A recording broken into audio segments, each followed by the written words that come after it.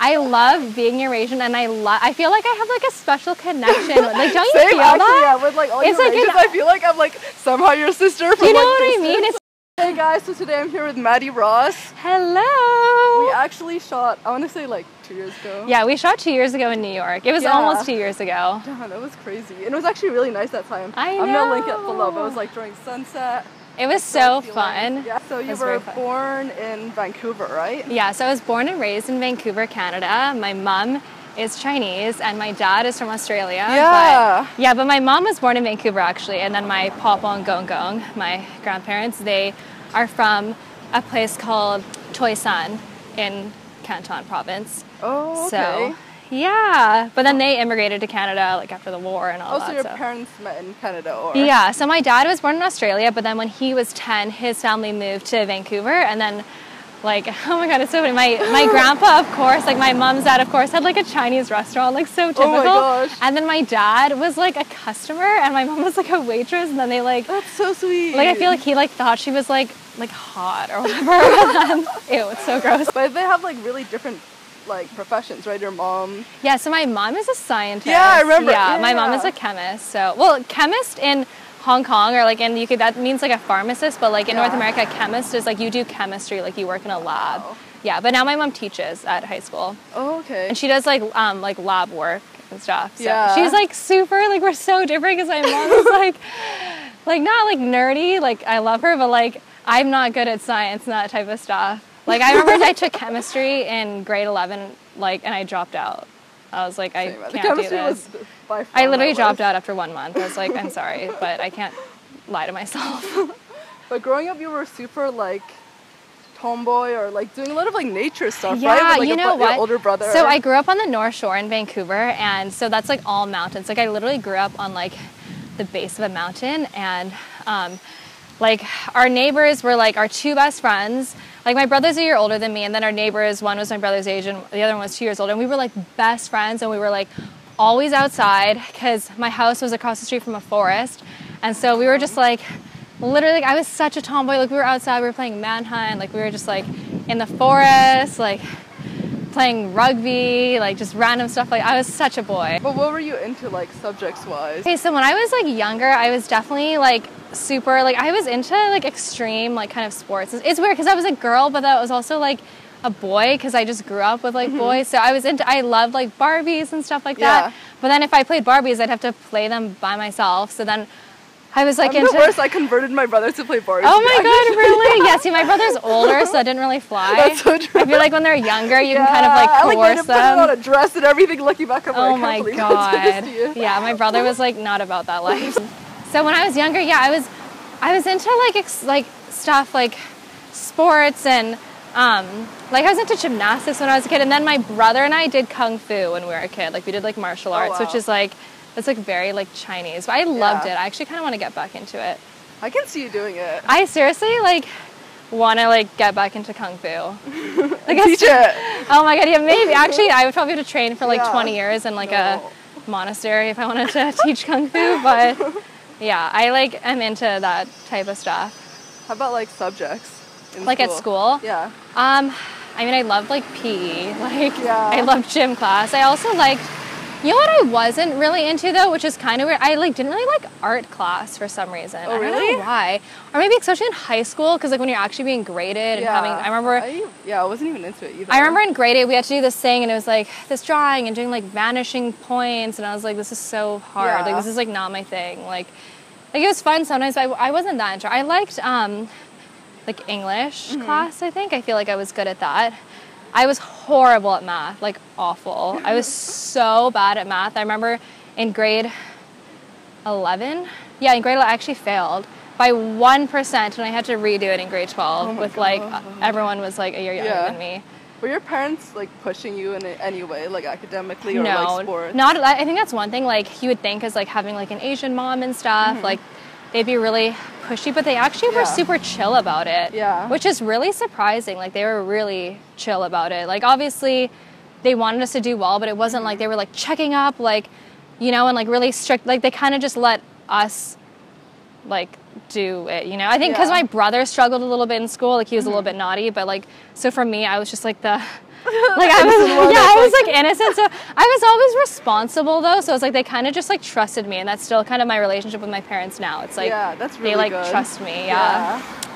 But you were into like watching like ANTM already back then, or how did you know about like the whole modeling scene? Okay, yeah. Oh my, I loved Asia Sex and Model. I watched that show like religiously, and when did I start? I don't even remember when it came out. Maybe when I was like in grade like 7, maybe? I don't remember, but I loved that show.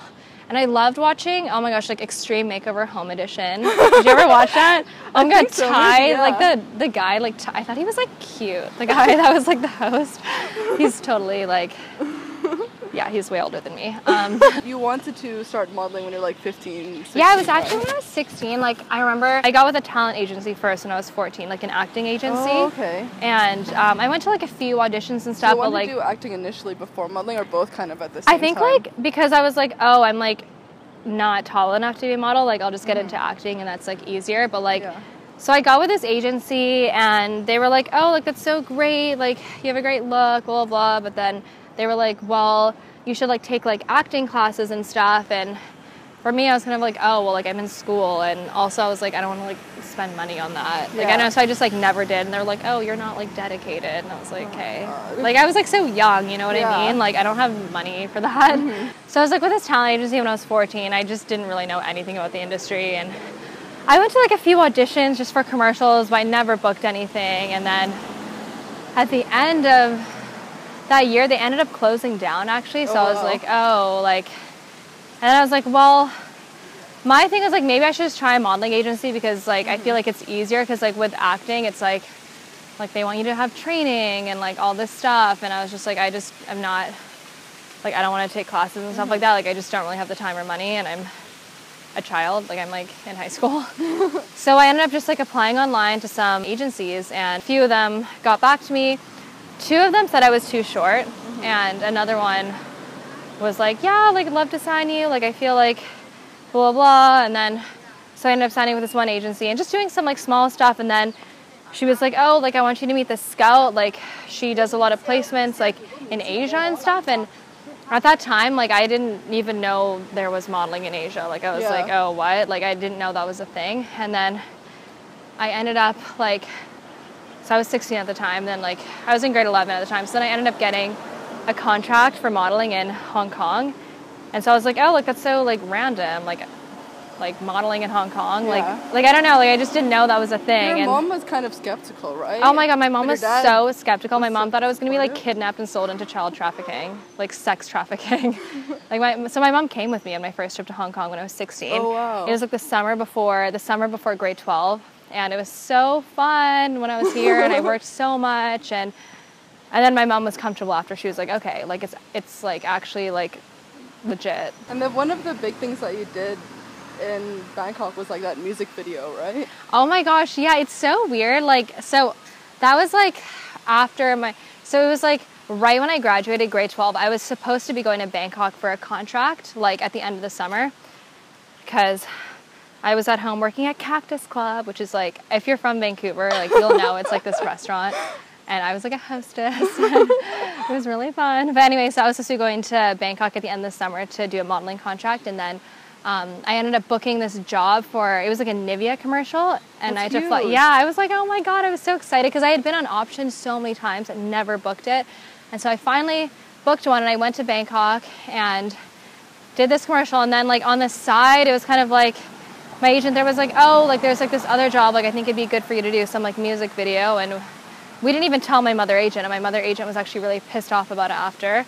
But so I did this music video and it actually ended up being like really, like I got so much exposure and like people were like weirdly kind of like obsessed with that music video. It was like so random. Were they like was it a band or what it was like an artist and he was with Warner Music and oh, that's huge, yeah. Yeah, and so he was like big in Thailand at the time and like that song was like a hit and it was like on TV, it was like on the BTS, it was like everywhere. So, and I was like the hot girl in the video, like in my bikini.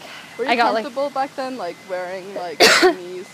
At that time, yeah, I was really like I was totally comfortable. I mean, after, no, but at that time, like I was still so young and new to the industry. Like I was like totally comfortable. But you were still pretty young, like after your mom left, like only she went with you to Hong Kong. Yeah, so I was 17 when I did this, but I was like about to turn 18 that summer. Were there any like shocking things for you? But I guess a lot of models are that age. Like the hardest thing for me, I think I'm like a late bloomer, like I was like so innocent and stuff, but like hands down the hardest thing for me was the whole thing about my weight, because they were always like, oh, your hips are so big, like you need to like stop eating. And I think I was just so young and didn't understand like what health and nutrition was. Like I didn't know what a calorie was, or like you need to do cardio. I'm like, I don't even know what cardio is. Like I never said that, but I'm like, what is cardio?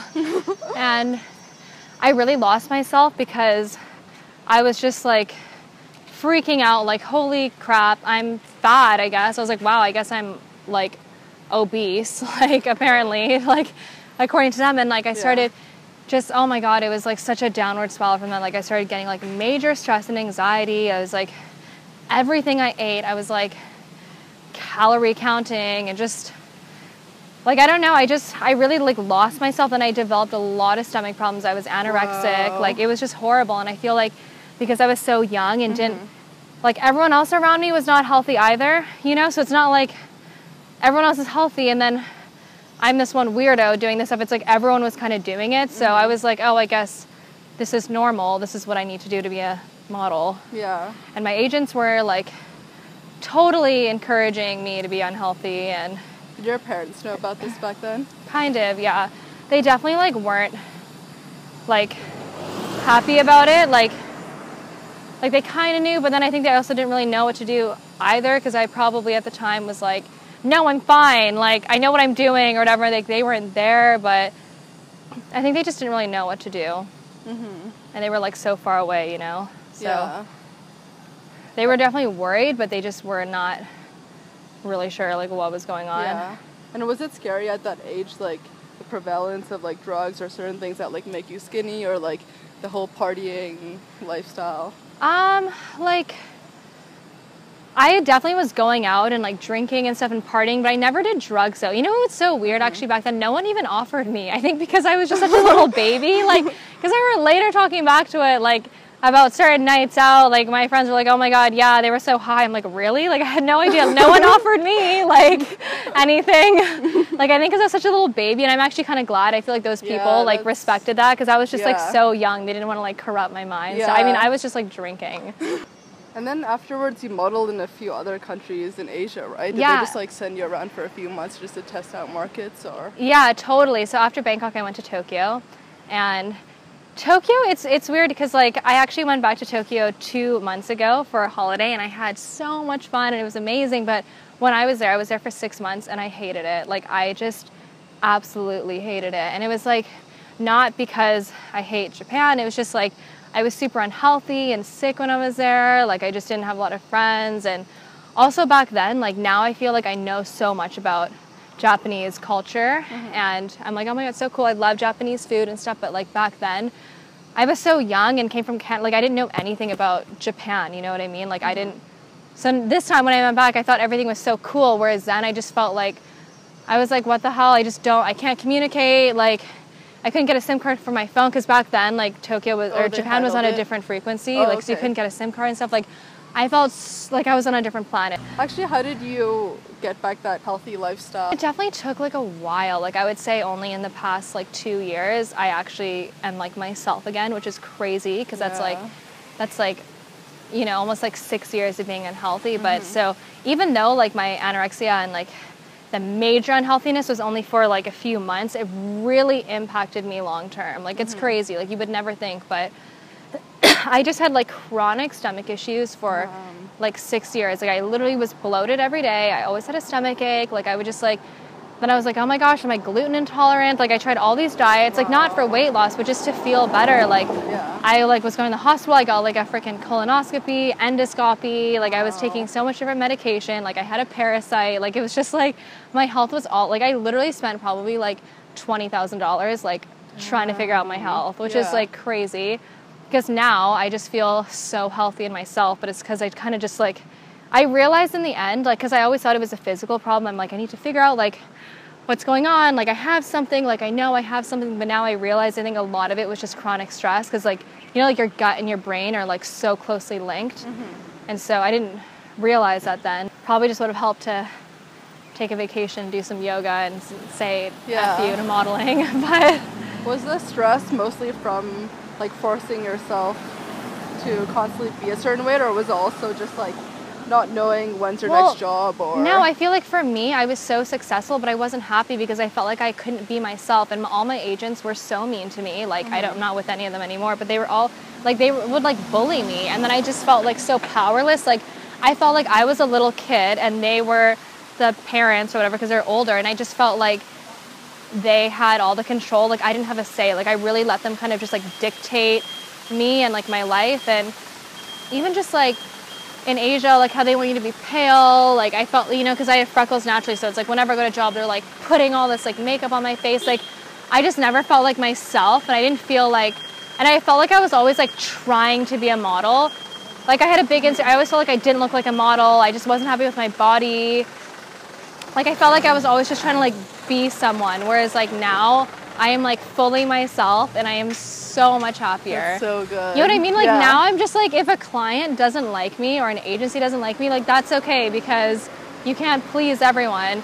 Whereas back then I'd be like, oh my God, it's me. Like there's something wrong with me. Like it's my fault. You were booking a lot of stuff back then, or I guess you didn't. No, like, yeah, that's the thing. It's so crazy. Like I was doing so well and booking so much, but my agency would always be like, oh, like you're so fat. Like other clients like complaining about how fat you are, and it's like it was totally a lie. Yeah. But it's weird. I was doing so well, but I didn't feel successful. I felt like shit. Like I was like, oh, like they're just like booking me out of like pity or something. It doesn't make any sense at all. But they were like, it's weird because I was so successful, but I didn't feel it because they were putting me down constantly. They were always like, ugh, like they were always just putting me down, like telling me I'm fat, or like if I was a little bit late, they'd be like, you're so unprofessional. Like they were just always like putting me down, and I was like, I can't win here.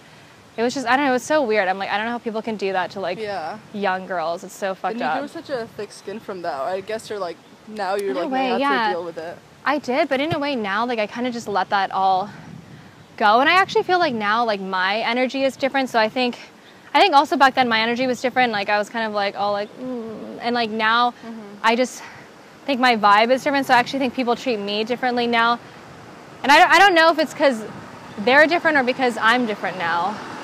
But I just feel like back then I was like so like weak and like didn't have a voice, and people kind of fed off that energy a little bit. Do you wish you started modeling at an older age?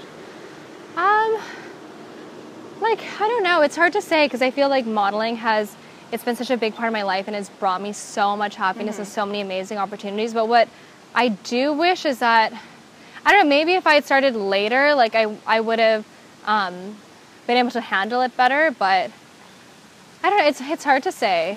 Yeah, it's hard to say. I mean, I feel like I don't regret anything because it made me who I am today. But I definitely wish back then I had been more confident with myself and just kind of like believed in myself a little bit more. So when you were growing up in Vancouver, were there a lot of your agents there, or? Oh my gosh, no. It was just like me and my brother. At least like, I think in Vancouver there's a lot, but where I grew up on the North Shore, it's like very like white, like Caucasian. My neighbors growing up, who were our best friends, they were half black. So it was like, we were kind of like the mixed kids. Like my brother and I were half Asian, they were half black. So it was like kind of cool to like have them because we were like definitely like the different crew. Yeah. Was it difficult? Like, did you feel like you stood out from a lot of people? Yeah. I honestly was so insecure about being half Asian, and I got like bullied so much for being What did Asian. they say? They were like, ooh, your eyes, or like, ooh, like you're Chinese. Like, I don't know, just like stupid things like that, you know, like kids. And like, I just felt like, I actually think my part in my insecurity in modeling was also from like my childhood, because I felt so insecure in my own skin about like being half Asian. Like I was always like, oh, like guys like wouldn't like me because I'm half Asian, or I just felt like I wasn't as pretty because I was half Asian. Now it's like all in the money. I know. Now I'm like, I love it, but like back then, like I just wanted to be white because that was like on TV, like the pretty girls, the popular girls are white. When did you start realizing that was something that you like became proud of? When I was in Asia, definitely when I was in Asia. Like once I came to Asia, and then I made so, like, all my best friends now are half Asian. Like, it's I so love... big here. Like, in high school, my, like, high school clique, like, we were all I fucking love Eurasians. I don't know if I can say the F word. No, I love being Eurasian, and I feel like I have, like, a special connection. Like, don't you feel that? Yeah, with, like, all it's Eurasians, like I feel like I'm, like, somehow your sister from, do you know like, what I mean? It's, like, an understanding, because it's, like, you either have an Asian mom or dad, and then, like, a white, like, mom or dad. So it's, like, you have both sides. So it's, like, I don't know if anyone here has a crazy Asian mom, but, like, you know what I mean? Like, they're a little bit different than white moms, and, like, I feel like we, like, have that understanding, and I love it. Like, I think especially just, like, meeting other people that were Eurasian, and, like, just, like, now all my best friends are Eurasian, and I met them in Asia. Like, it just really, like, I was like, oh my God, like, it's actually, like, a thing, you know? Yeah. Like, I'm not, like, a freak of nature. So you were in, like, Asia's Next Top Model, right? Oh, yeah. So recently I was a guest judge and model mentor on Asia's Next Top Model. Cycle 5 this year. So much fun. How did you prep for that? Were there certain things that you were like... Honestly, I feel like I was actually quite unprepared for it, because I've never done reality TV before. Like, I've never actually been, like, a judge before. So going on it, it was more kind of actually technical things as well. Like later they were like, oh, we need sound bites. And I was kind of like, oh, wait, like, what is that? Like, having to, like, ask. And my best friend, Asuza, was doing production on set, so it was so nice having her there. But yeah, I feel like I was kind of thrown into it a little bit. Like, I didn't know what to expect, but I think it turned out pretty well. Did you ever think of joining those selves, like, as a model, like, as a contestant? No, I actually never considered being a contestant on that, but I think it's because, like, with those shows, it's good for people that are starting out, and it's like I've already modeled for, like, so many years and stuff. I guess when you were like, started, when it wasn't even that big then, like, this type of They didn't show. even have Asia's Next Top Model back then. Like, they had, I actually wanted to be on America's Next Top Model, but I'm not American, so I was like, can't do that. I think if they had Asia's Next Top Model when I was 18, I probably totally, like, would have joined for sure. Actually, when you first started modeling, like, social media wasn't even that big back then, No, right? oh my God, not at all. How has it changed, like, you modeling now and then, like, back then? You know what? I actually really love social media for me, because I actually think it kind of brought my confidence back a little bit, because I think with, at least, like, with my Instagram and social media, I feel like now I'm like, I just want to be myself. I don't want to, like, project anything fake. Like, I'm kind of tired of that. And then, like, of course, like, gaining a big following and having, you know, people comment, like, you know, like, such supportive things. Like, it's nice. It's like, I feel like I'm like, okay, I can be myself, and people will accept it. Because before I was always like, oh, like, clearly I can't be myself, like, that's not good enough or whatever. Whereas now I feel it's nice. Like, I think it actually was, like, part of my, like recovery. Yeah. That sounds really serious, but, like, you know what I mean? Was there one point where you were like, okay, this social media thing is going to take off, I'm going to, like, put a lot of energy into growing it? Yeah, it was. It was, like, actually in 2014 in May. It's like, wow, I thought about this before. It was May 2014. I was actually preparing to leave Hong Kong, and I was going to move to LA, and then I had kind of a following. Like, I had, like, 18,000 followers back then without trying, just because, like, I had done a movie in Thailand before, and just, like, I did, like, a lot of ads in Asia. So I was kind of, like, known in Asia a little bit, like, as a model, and so I kind of had, like, a following from there. And then I remember meeting this lady here who, like, just, like, on the street, it was so random, and I was randomly talking to her, and I was like, oh, like, what do you do? And she's like, oh, I own, like, a swimwear line. And then I was like, oh, like, what's it called? And she's like, oh, like, have you heard of Triangle? And I was like, oh my God, yeah, like, because Triangle was, like, the biggest thing on Instagram at the time.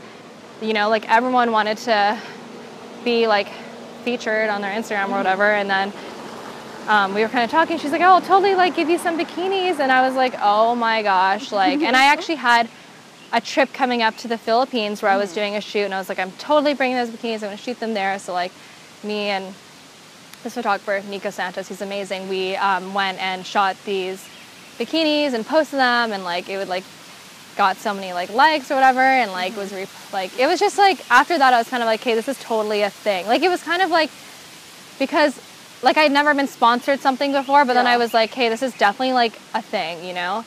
And so once I started, because with social media, it's like you only get out of it what you put in. So it's like I started, like, putting time into it and thinking of it more as a job. And then, like, I started getting followers and, like, people writing me and stuff. What do you think kind of, like, brought a lot of momentum to your following, like, after the Triangle?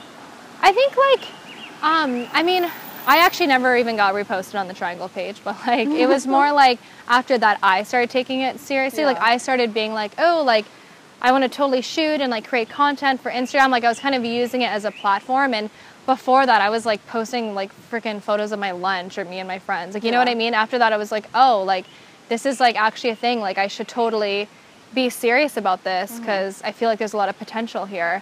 And like back then not a lot of people understood, or they're like, oh, whatever, like. But I was like, no, I feel like this can be something. And so I started just like focusing like more time and energy into it. I think people are curious like how you were able to grow. Like did certain accounts post you, or did you shoot with like certain I know, right? Like a lot of people have asked me that. Like I think like what really helps, so like I already had a bit of a following, but then like the biggest thing to do to like gain your following was just to like collaborate with like other influencers, with brands and stuff, and like get kind of like you kind of cross collaborate and then gain exposure from like other accounts, you know. And like I think I went to Hawaii like 2.5 years ago now, and I got sponsored by like a bunch of different like swimwear brands and clothing brands, and so I went there and like shot all of this stuff, like wasn't paid or anything, and just shot all this stuff, and then they reposted me, and then I gained like I like went to like 100K after that. Like I went from like I think oh my god, seriously, like namaste. Like what the hell? Do you think it also impacts as much in Asia as the US with like you can, I think in castings nowadays you have to write like how many followers you have, right? It's like it was obviously like definitely first in the States and Australia, but now Asia's like really picking up on it. Yeah, and like picking up on it hard. Like, you know, it's definitely becoming a thing here, which is like great obviously for someone like me, but everything's kind of moving in that direction now, you know what I mean? Like everything's moving towards social media. Like now you have shoots that's just for like social media content, you know what I mean? Like that, like when did, like no, like you didn't do that back then. You did like shoots for print or like editorial or like, you know, but now it's like you'll actually have shoots that are like specifically for social media content, which is cool because that's up my alley. So. Did you ever feel like kind of like being judged by like certain followers, or like got certain access just because of this? I definitely got used by some people for sure. Like I can say that 100%. Like some people definitely like were my friend because of like my social media following, or like wanted to like, you know, I don't know, be like posted or whatever. So I'm definitely more aware of that now. Like back then I didn't really think much of it, and I definitely got like used by a few people for sure in my lesson. Yeah. And for yoga, when did you start getting into it? Okay, so with yoga, it's so weird because I never thought I would be a yoga teacher, like ever. Like I never in a million years, like, because I didn't enjoy yoga before, to be honest. Like a few years ago when I lived in Hong Kong, I would do yoga, but see the difference is back then, like I was doing yoga for like weight loss, because back then I was still in this thing where like, oh my gosh, I'm fat, I need to like lose weight. So doing yoga, I was kind of like, oh, this is so boring, like I'm not seeing results, like. And so I was just like, I was not into it. And so I was in Bangkok. This is like a year. And so then like a year and a half ago, I was in Bangkok. It was like before that in the States, I was doing a lot of boxing and I loved it. And then when I went to Thailand, it's mostly Muay Thai. And I wasn't really enjoying Muay Thai as much for some reason. So I was like, oh, I want to try something else. And I was like, oh, like I should try yoga. Like I haven't done it in so long. And so I kind of went into it like, not like, I didn't go into it for weight loss. I kind of went into it like, oh, like, I just kind of want to go there for like a mind, body. Like I was very open to that. And then once I started doing it, like I really started feeling the benefits. Like it was like my body, like I lost so much weight. And because it's weird, like in the past year and a half, I've lost 10 kilos, which is like kind of crazy. And I was like not trying. Maybe like you're less stressed. Exactly. Because I'm just not stressed anymore. Like I just gave that up. Like I'm like, whatever, I don't care. Like I'm never going to have 34-inch hips. Like I'm okay with that. And I kind of just like gave that all up, and I was doing yoga, and I was like just so good for my whole mind and body. Like I started getting like really into it, but then I was also seeing results in my body, which I was not actually expecting. So I was like, whoa, I was like, this is kind of cool. Like I actually had like 2 friends being like, oh my gosh, you should like totally be like a yoga teacher. And I was like, and I was in Thailand at the time. So I was like, you know what? Like that would actually be so cool. Like I know they do yoga teacher trainings here like on the islands, and people from like all over the world like want to go to Thailand to do yoga teacher training. I'm like, I'm gonna do it. And I literally just like signed up online And I did it, and it was like one of the most amazing experiences of my life, even more than I expected. Like I gained from it I was like, oh, it's just gonna be yoga, but it's so much more than that in our training. Like we did so much like active meditation, like group work, like it was way more than just like actually doing yoga. It was like a lot of stuff for like your mind. It was like kind of like therapy in ways. Like everyone cried at least once. Wow. Oh, I totally cried and like got emotional so many times when I was there. But it was like nice. It was like you're like releasing. I think a lot of people. It now? Yeah. So before this, I was in Phuket for a month, and I was teaching at Sipanwa, which is a resort in the southeast of Phuket. And it was amazing. Oh my gosh, I miss it so much. Like once I was there, I was like, I am like me. Like that sounds so cliche and weird, but like I'm such an island girl at heart. And being there, the resort is obviously beautiful. We're on the beach. Like on my days off, I would go surfing, or I would like go trekking waterfalls or kayaking. Like it just was amazing. And I think as well, like teaching at the resort, I got so much freedom. So like with my classes, I made it an experience, not just like do these poses. Like I would like light my incense, play my Indian music, like meditate. I would like sing sometimes. I know that sounds weird. Like I would sing my little like chants, and like it was just so fun. Like I loved it, and I like being really hands-on with my students. Like so I love doing adjustments and alignments, like because this sounds weird, but like when I'm in a yoga class, like I kind of like it when the teacher like touches me, you know what I mean? Like to adjust you, like it just shows that they care or like notice, you know what I mean? So I make sure in all my classes, like I'm trying to give everyone like individual attention, adjust them. During Shavasana, I do like little head massages. And you're so into it. I know, I'm so into it. I love it. How do you balance that with modeling now? Well, now that I'm in Hong Kong, I have a few places in mind that I might teach at. So hopefully I'm starting to teach. I'm going to start teaching soon. Oh, so you want to like be back living here? Well, I'm definitely going to be here for a little. I'm kind of debating. Like, I mean, I don't really live anywhere right now. I don't know where I live, but model life. Yeah, but I definitely could see myself basing in Hong Kong part-time, because I think it's just such an international city and there's so many opportunities here. I used to live here. I have friends here. Like, you know, it's like Hong Kong, you know what I mean? Like, it's kind of like a second home. So I'm like thinking about, I'm like deciding, like, let's see how the summer goes and stuff. I'm kind of deciding, but I really want to start teaching here. And like, I mean, stuff with my agency, it's super chill. Like, obviously, like I am here modeling, but it's like they know that I have my own life and other stuff going on. So it's not like I'm a model who's 18, like here on contract, and you know what I mean? I like that it's like very like open. I can communicate really openly with my agency. What do you want to be remembered for? Oh, that's a good question. I want to be remembered for someone who was 100% myself and someone who inspired others. I mean, I haven't, that's like a really good question, but that's what comes to, like, pops to my mind initially. Like, I want to be someone who, okay, like, seriously, like, hello, we're like two kids, like, making like a film, like, so innocent. Like, we're not doing drugs here. Like, we're so innocent right now with our little camera and like selfie stick. Like, I just want to be someone who can inspire others to just like be themselves and be happy in their own skin, because I think there's a lot of girls, especially nowadays with social media, and just kind of like, there's like, when you look on social media, it's like, there's this image of like perfection, you know, where it's like, ooh, like you look at other people's content and you're like, oh my gosh, like this person's so skinny, or like blah, blah, blah. And like, you know, I think with social media it can be quite like harmful for some people. Like I have some friends that don't have social media because it doesn't make them feel good. And I completely understand that, because I think there's actually quite a thin line between having like a healthy relationship with social media. Yeah. Because it can be just quite, like there can be just like a lot of pressure behind it. So I hope with my social media, like I can just like promote like just a positive kind of like vibe and lifestyle. Yeah, you are doing that. Yay! I don't want someone to look at my social media and be like, ugh, or like, I always just try to be like natural and like not like super contrived. But I mean, obviously like there's stuff that I do that's like paid, but but not everything I do is paid. And I kind of like that you can't tell like what's paid and what's not, because obviously like with social media it is like a business as well, but for me it's more than just a business. It's like I put like my heart and soul into it. So like, but I do, like I actually, because even like since I first got here I barely posted at all, and I think just I needed like a little bit of a break from it. Like when I got here I was just like hanging out with my friends and just having fun. I just didn't feel like posting, and I felt bad. People were writing me being like, where are you and stuff, and I'm like, I'm sorry, like I did a post being like, I'm sorry I haven't posted, I'm just like living life though, but I love you guys. Everything I post is like thought of, like I never just randomly take something and like post it. Like I'm like very picky about my content just because I care so much about it and like my followers, so yeah. Well, thank you so much. Okay, thanks, Lauren. Yeah, we're gonna go shoot now. We're like sweating so much. Oh my god, I have like a sweat mustache. Bye guys.